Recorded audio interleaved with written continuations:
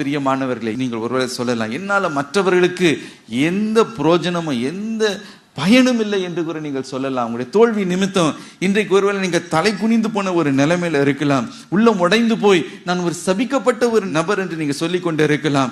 இன்னும் என்னுடைய வாழ்க்கை அமையலை, இன்னும் என்னுடைய வாழ்க்கையில குறைகள், இன்னும் என்னுடைய வாழ்க்கையில ஒரு ஆசீர்வாதம் இல்லை என்று, என்னுடைய வாழ்க்கை அலங்கோலமாக தலைகீழாக இருக்கிறது என்று ஒருவேளை இன்றைக்கு உங்களையே நீங்கள் நொந்து கொண்டு இருக்கிறீர்களோ, இன்றைக்கு நீங்க செய்ய போகிற ஒரே ஒரு காரியம் என்னன்னா, இன்றைக்கு உங்களுடைய மனவேதனைகளுடைய கசப்பான அனுபவங்களை, உங்களுடைய துயரத்தை, உங்களுடைய வேதனைகளை கர்த்தரிடத்துல கொண்டு சென்று, கர்த்தாவே என்னை ஆசீர்வதியும் என்று சொல்லும் பொழுது, எந்த இடத்துல நீங்க வேதனைப்பட்டீர்களோ, எந்த இடத்துல நீங்கள் சாபமா இருந்தீர்களோ, அதே இடத்தில் கர்த்தர் உங்களை ஆசீர்வாதமாகவும், கர்த்தர் இன்றைக்கு உங்களை மாற்ற அவர் வல்லமை உள்ளவர். ஹல்லேலூயா.